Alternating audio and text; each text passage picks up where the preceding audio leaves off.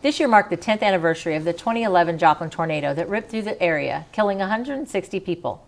It also caused damages totaling $2.8 billion, and it ranks as the costliest single tornado in the U.S. history. Joining us today on Newsmakers to talk about the Joplin's recovery after that immense storm is Troy Bolander, Director of Planning, Development, and Neighborhood Services. Thanks for joining us, Troy. Thank you, Bobby. Appreciate it. You bet. So the city has agreed to help the federal agency NIST and Colorado State University to prepare this manual, if you will, or guide. Talk about that. We've recently been asked to help validate a software model and a guide to help with disaster recovery or disaster response. And since we had our tornado in 2011, they have asked us to participate to help validate some of those metrics in the model, some of the data they use. And actually, there's 6 other communities in the nation that they're approaching to help do this, whether it's a hurricane event or any type of natural disaster. So we agreed to help. And what is NIST? It's standards, right? It's the National Institute of Standards and Technology. It's actually a federal government agency under the Department of Commerce. They're not recognized well. They're a small agency, and they were here in Joplin after our disaster, actually here for a few years. Kind of hidden, kind of secret, but they looked at the results of our disaster, the impact of the disaster, and they kind of compared to our building regulations and the results of that disaster in relation to what we had on our building regulations. And what types of issues will the plan cover? I mean, there's so much involved: police and fire, emergency response. Right. What is this going to cover? Well, this is the next phase of the model. Right now, the model, it's in existence right now, but they're expanding that to be a more holistic model. So what you'll see, hopefully, if this is successful, is when you look at an impact from a natural disaster, you can help prepare for it before it happens. Mm-hmm.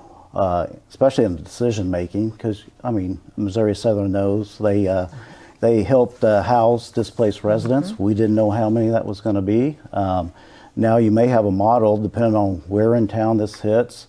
They're going to look at populate the model with social data, economic data, and hopefully they'll be able to determine decisions that need to be made and the resources they'll need to have. Mm-hmm. And so, like you said, it matters where it hits. So yes. If it was on this side of town and, God forbid, it hit Southern, mm-hmm. where else would people go? Or does it look at things like that, where they would place those? Yeah, that's the goal of this model. Instead of just looking at the physical damage and the results of that and the impact of that, hopefully a successful model will tell each agency that's involved in recovery or response the decisions they need to make and the resources that are available to them. And government officials, like you said, this group, they were in town and mm-hmm. they've already written some type of document about us. Right. What have they written so far? Well, it was more of an engineering document. If you read through, you'll probably fall asleep. But it looked at the impact of disaster based on the regulations we had in place. So if you adopt stricter standards, maybe you'd have less damage. Of course, our event, we had an EF5 tornado, over 200 mile per hour winds, and you can build a house that will withstand that, but it would be unaffordable for most people. So it looks at that balance for your area, the affordability of Joplin, the housing costs, what it takes to purchase a home, and what kind of codes you should adopt to minimize the risk from a natural disaster. Yeah, because I think I read like over 7,000 or nearly 7,000 homes and mm-hmm. 550 businesses were damaged or destroyed. And the standards that were in place then, they've already increased those after that, with the new buildings. Right, and we had discussion on that, and that was kind of a debate. You don't want to make it so expensive where people can't afford a house or can't afford to build here in Joplin. But also you want to do some things that mitigate the risk from a natural disaster. What Joplin had done immediately after our tornado, our event, we reinforced the foundation, the footing of the building, tied it to the wall system and tied it to the roof system. In tornadoes, a lot of times that uplift of the roof, the whole structure fails, mm-hmm. walls and everything. So we looked at technology to help improve that, and I think at that time the cost increase to do those things was minimal, like $600. Oh, yeah, that's not much at Right. all. Well, and I had heard that older houses didn't have tornado straps. Is that what you're talking Yes, about? yeah, And one of it was the- particular fixture in the. Yes, one thing was that we require now is hurricane Oh, okay. straps and that holds the roof system to the wall Okay. system. Yeah, Because that's what happened with Home Depot, right? The roof lifted and everything. that's correct. Collapsed. Yeah. Do businesses get exempt from that kind of No, construction? they're required to do that as well. Okay. Yeah. Because the people who built Home Depot, I know there's a lot of Yeah. litigation around it, and they said Yeah. they'll just do it the same way. Right, and that's a type of construction that's easy for big box retailers to use. It's called tip-up construction. Right. So everything's centered around the wall system, so once the roof comes up, the structure fails. Yeah. And obviously, most people or towns don't get hit by any Right. F5 right through the center like we did. Right, that's but correct. you've got to plan for it if that does happen. Yeah, and that's the beauty of this model. You can plan for any type of event before it happens, so you're prepared. So in the center part of town, from Schifferdecker to Main Street and beyond, but that particular section, that was a lot of old houses, Right. like really old Yeah, houses. yeah, And what's come back are brand new. right, and under the newer building standards. One thing we did notice, some of the older structures that were the rock homes, they remained. So that Wow. type of construction, 80 years ago or 90 years ago, Mm-hmm. if you owned a rock house, you were fairly safe. Yeah, my aunt lived in one, and it took her roof off, but Right. her walls stood. Right, I can't yeah. remember exactly the type it was. but Right. Yeah. That was incredible. Yeah, it was. Well, in the schools, the high school, it hit the school district, Joplin School Mm-hmm. District, really hard. It destroyed the 3 elementary schools, a middle school, and a high school, or the high school, and then damaged or destroyed others. What has changed for school districts? Well, they've been a great partner in all this, and of course they're more proactive to respond to these type of disasters, especially what we went through. It was amazing they got the schools up and running in the amount of time they had as a result of our disaster. But they've been working with us. They have volunteered to participate in this endeavor. They have a lot of experience and a lot of knowledge on what to do, and probably most importantly, not what to do. So a lot of that data and their experience will be in this model as well. Yeah, I read that in 2015, NIST reported the first code improvements adopted based on the Joplin survey or study, and they came out with 16 new recommendations Right. for all school districts. Yeah, and that's a guide for them to follow. Yeah. And I guess when we rebuilt, because ours were built before 2015, where those standards were already what we put in place, correct? Right. Some of those newer schools have those that new technology in place. Is it walls or shelters, or what did they focus on? Do you know? Well, they improve. Of course, the buildings were under newer building construction standards, so that helps. And you have to, and the school on their own reached out and started building these community safe rooms. Okay. So now the area of Joplin's all covered by a public safe room that the school has built. Wow. So if you don't have a place to go, we always recommend shelter in place. But if you're out and about and don't have a place to go, there should be a public shelter nearby. Because they're schools. Because of schools. Okay. Yep. And about how many tons of debris do we know was removed? I was so fascinated by how quick it happened. We do. I always like to use visuals, but if it would have filled up Arrowhead Stadium 10 stories above the height. Wow. So that's a lot of debris. Yeah. And they just did it so fast. Yeah. I was thinking it's going to take a year or more, and they did it how long? Months, right? Yeah, a few months. The streets were cleared before FEMA arrived, Right. and that was the first for them. And that's some of the data that will go in the model. I don't think our experience you can apply to every part of the country. Every part Sure. of the country is different. So I think that's where the important the social data and the demographic data comes in. I think being here in the Midwest, we always have kind of an independent spirit, a great work ethic, and When our event happened, the streets were cleared. Cities were out there. Our neighboring cities helped. Farmers came in, residents came in and cleared the streets. So it's just that work. That's why I attribute to the success. It was the people around this area. And the hundreds of thousands of volunteers. That's correct. And, volunteers always like to help communities that help themselves. So I think that was a real key to our success in the recovery. And we had FEMA contractors, I guess, but were the FEMA contractors local? Yes. Like, I guess they subbed for FEMA or something. Right. A lot of it was a FEMA contract, but a lot of the subs were local trucking companies to help haul the debris, remove the debris and haul it off. And where did it go? It went to specific locations, depending on what the type of waste was removed and debris was removed. It was more contract waste that had to go to a construction landfill. Oh, gotcha. If it was some hazardous component to it, then of course it has to go to a landfill that can handle that. And everybody described Joplin as looking like a war zone. From one end of town to the other. Besides military training, how do you prepare for something of that magnitude? How can you get ready for it? Well, to be honest with you, it was trial and error at first. I don't know.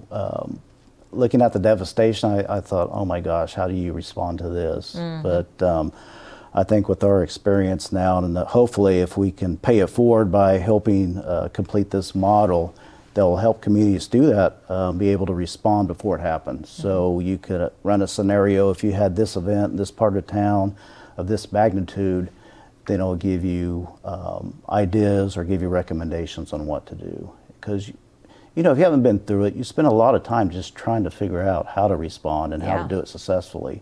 I'll attribute the city manager at the time wasn't scared to make a decision, and if it was wrong, we just changed and went on. So. Well, and you said that there were things that we did wrong. Yeah.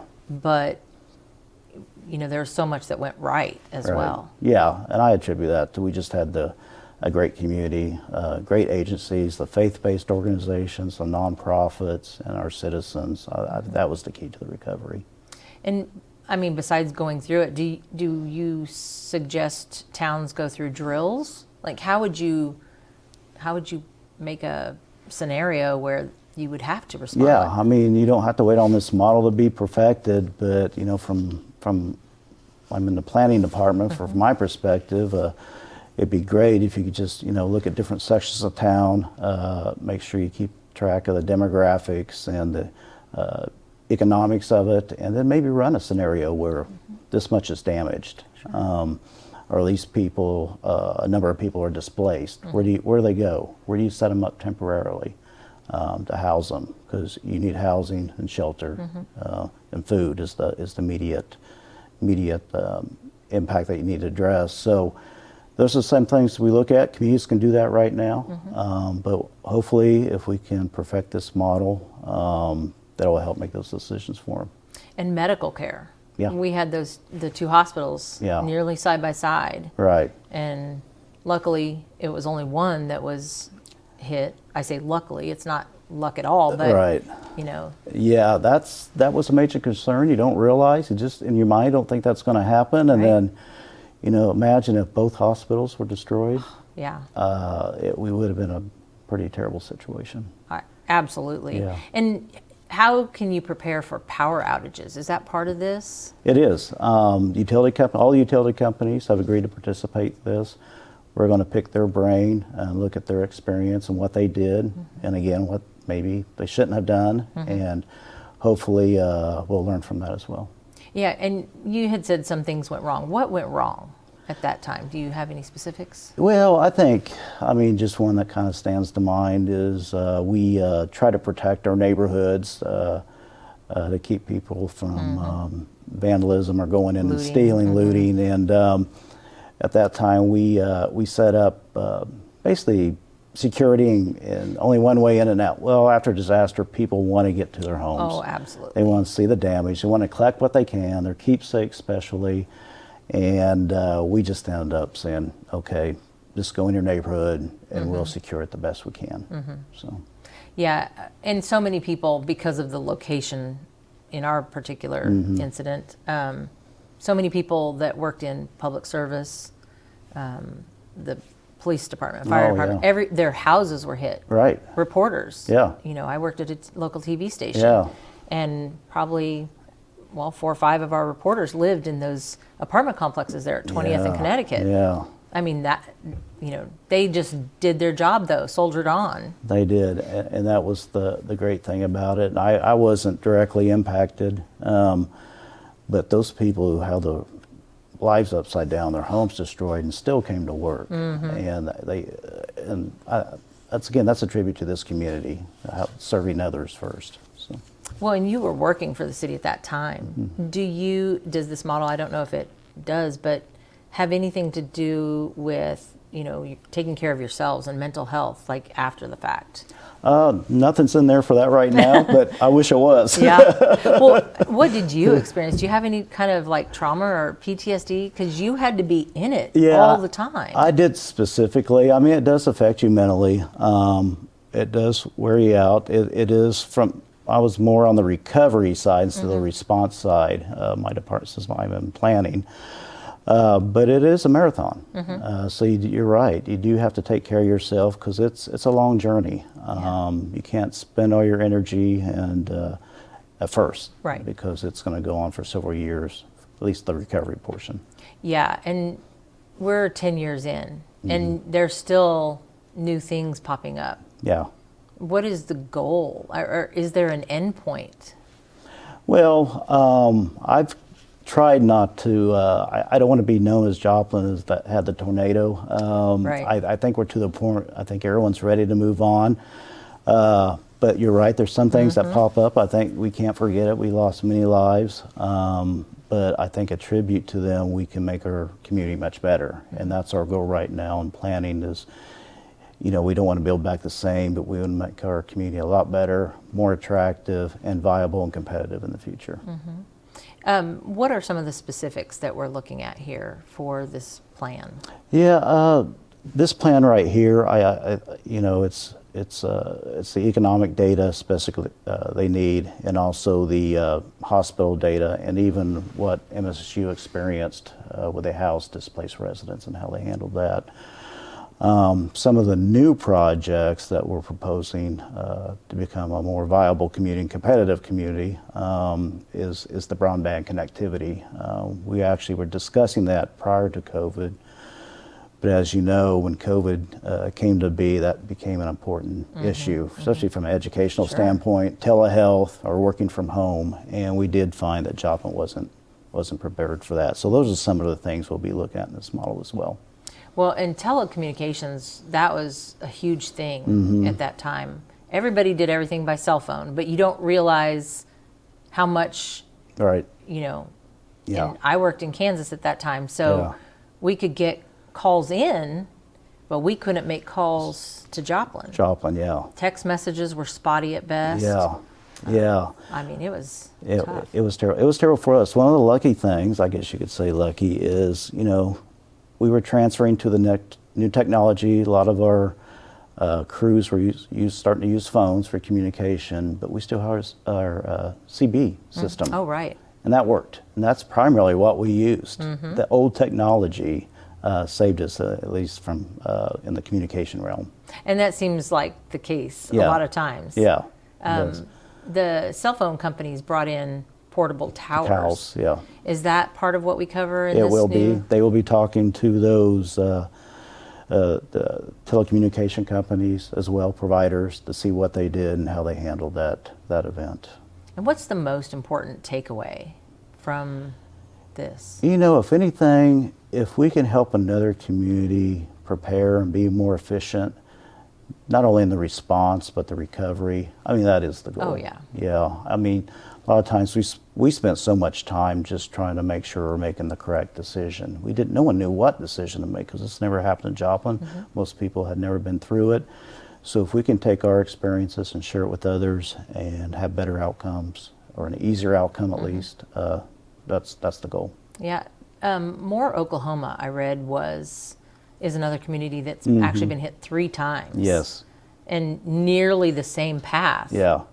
Or the tornadoes crossed the same path. And Right. of course they're in Oklahoma. Yeah. But it's strange that other cities hadn't already reached out to them, or that this government agency hadn't reached out to them about Right. what to do. Yeah, and they may have. I don't know if they haven't reached out. Now, we have a good relationship with Moore, Oklahoma, because of their last event and ours. We became close and collaborated on what to do and what not to do. And of course, they had more experience having 2 events prior to the last one. And same way with Alabama. Tuscaloosa. Tuscaloosa. Yeah. We, in fact, went down there and spoke with them, and we shared a lot of back and forth knowledge. So, and that's how you learn from it, each other's experiences. And what did they teach us?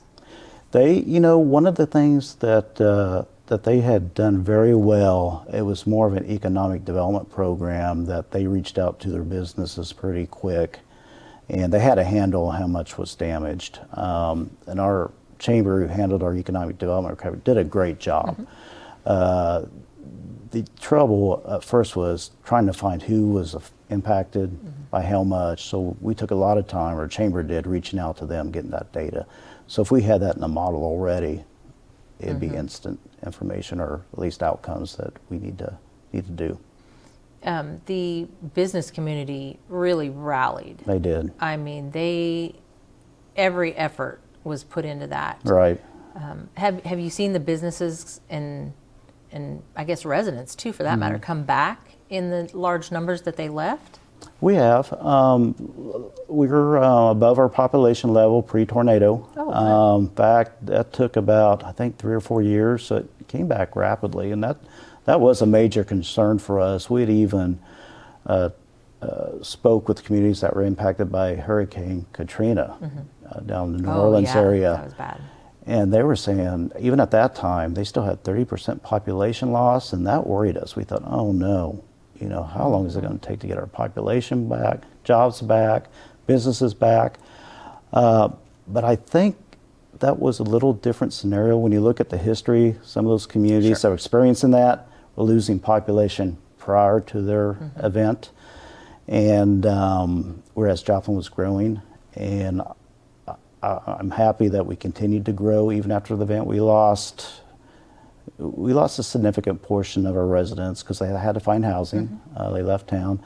A lot of them didn't leave too far. We determined that most of them were within 30 miles of Joplin, and most of them came back. So. And what struck me is that the area of Joplin, the residential area that got hit, they were the older homes. So you could rent a home for $500 or $600, and it'd be fairly decent. You can't rent a house now for less than $1,000 practically, especially in that area. I think that was one of the impacts of the tornado still today that we're feeling is the rents are quite high here, and the vacancy rate is about 5 to 3%. And you typically have a healthy rental market when you have 20%.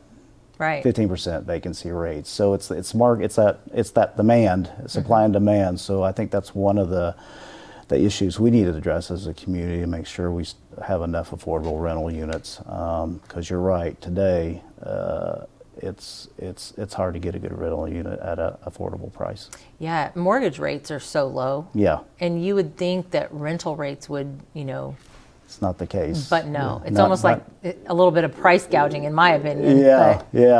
Because it's double what a mortgage would be. Right, and it's the old supply and demand. We just do not right now have a large enough supply of rental units. And is there anything in the planning or the recovery phase or study that addresses that issue? Yeah, that's part of one of the metrics we'll be looking at is housing and how to respond to it, and what do you need to apply your limited resources to make sure you encourage the build back, and it's done in a manner which it's a benefit to all citizens, whether it's home ownership or rental. Are we going to bring back the JHAP program? I've heard talk of that. Well, that's another program. That's another action plan that our city manager is working on. That was presented to City Council. The use tax that was recently passed. Right. They're looking at possibly bringing out a program similar to JHAP to encourage home ownership in certain areas. It was spectacular. Yeah. I mean, in full disclosure, my kids got a JHAP. Oh, great. Part of their mortgage Yeah, was that. great. They wouldn't have been able to afford buying. Right. And we're glad they remained in Joplin, too. Yeah. Yeah. Oh, yeah, for sure. Yeah. Well, I appreciate you joining us and talking about this. Thank you so much, Bobby. You're welcome. I want to thank Troy Bolander with the City of Joplin for being a part of Newsmakers and helping KGCS TV present issues and topics to area viewers that affect their everyday lives. This is Newsmakers on KGCS TV from the Ruth Copeland Studios here at Missouri Southern State University, and I'm Bobby Potroff. We'll see you again soon.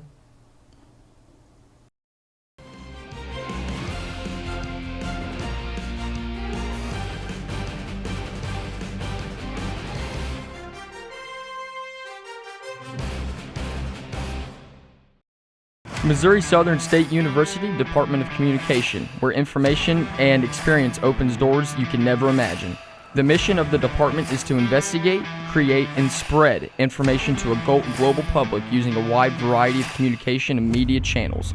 We prepare you for your future with hands-on opportunities using high-quality equipment and a fun learning environment. Allow us to be a part of your journey here at Missouri Southern State University, where connections will last you a lifetime.